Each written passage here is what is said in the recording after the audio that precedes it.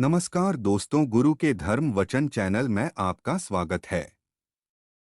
पुनर्जन्म अर्थात मरने के बाद फिर से नया जन्म होता है या नहीं, इस बारे में विज्ञान तो किसी एक नतीजे पर पहुंच ही नहीं पाया है। धर्म दर्शन भी एक मत नहीं है। भारतीय मूल के सभी धर्म दर्शन पुनर्जन्म को मानते हैं। यहाँ तक कि आत्मा के अजर अमर अस्तित्व को लेकर मौन रहने वाले बौद्ध और जैन दर्शन भी पुनर्जन्म की संभावना को निश्चित मानते हैं। फिर से जन्म लेने की तकनीक पर भले ही मतभेद हों, पर दोबारा जन्म की बात को किसी न किसी रूप में सभी मान रहे हैं। विज्ञान दूसरी तरह से मानता है कि शरीर या जीवन का अंत नहीं होता, उसका रूप बदलता रहता है, क्योंकि पदार्थ और शक्ति का कभी नाश नहीं होता। विभिन्न तत्वों, पंचतत्वों के संयोग से जो जीव बनते हैं, मृत्यु के समय वे नष्ट होते तो दिखाई देते हैं, पर वास्तव में वे मिट नहीं जाते। उपयुक्त अवसर आने पर वह अपने शरीर या पार्थिव रूप को फिर से रचता है। उन्हीं की टीम द्वारा किए प्रयोग और अनुसंधानों को स्पिरिट साइंस एंड मेटाफिजिक्स में संजोते हुए लिखा है कि पुनर्जन्म काल्पनिक नहीं है, उसकी संभावना निश्चित सी है।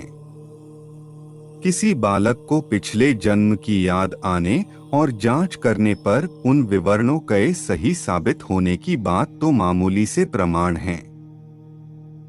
इन विवरणों में कई गप्प और तुकबंदी जैसे भी साबित हो सकते हैं, पर जिन समाजों और संप्रदायों में पुनर्जन्म पर विश्वास नहीं किया जाता, उनमें भी उस तरह की घटनाएं हुई हैं और परखने के बाद सही साबित हुई है।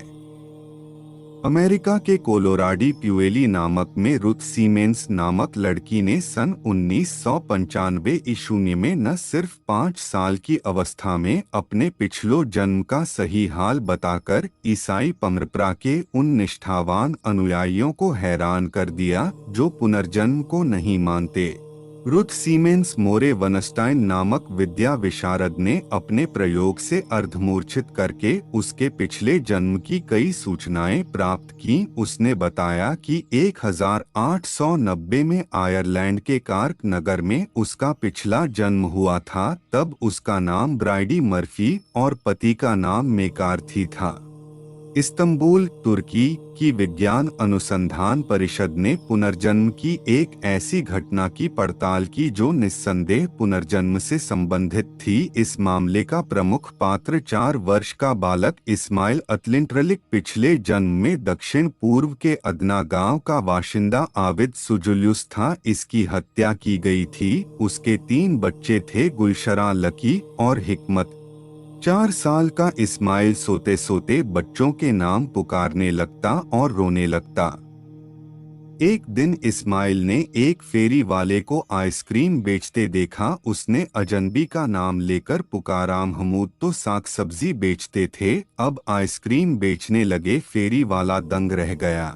यह बच्चा कैसे उसका नाम जानता है और कैसे उस पिछले व्यापार की चर्चा करता जबकि उसका जन्म भी नहीं हुआ था। बच्चे ने कहा, तुम भूल गए, मैं तुम्हारा चिर परिचित आबिद हूँ। कई साल पहले उसका कत्ल हो गया था।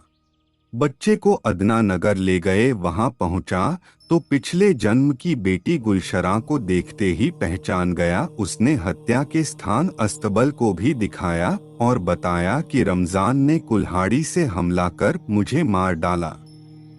और विवरण भी सही पाए गए। उनके आधार पर पुलिस ने इस कत्ल की ठीक वैसी ही जांच की जैसी कि बच्चे ने बताई। पिछले जन्म को प्रमाणित करने के लिए उनकी स्मृतियों के आधार पर परखने और सही पाने के बाद मान लेने की तकनीक बहुत पुरानी है, उस पर संदेह भी जताए गए हैं। अब जीन्स और गुणसूत्रों के आधार पर परखने की नई तकनीक काम में लाई जा रही है। 1998 से उपयोग की जा रही इस तकनीक के और भी रोचक और ज्यादा प्रामाणिक नतीजे सामने आ रहे हैं। दोस्तों, आज के लिए इतना ही। अगर वीडियो अच्छा लगा हो तो चैनल लाइक, शेयर और सब्सक्राइब करें। और आप भी भोलेनाथ के भक्त हैं तो कमेंट बॉक्स में हर हर महादेव जरूर लिखें।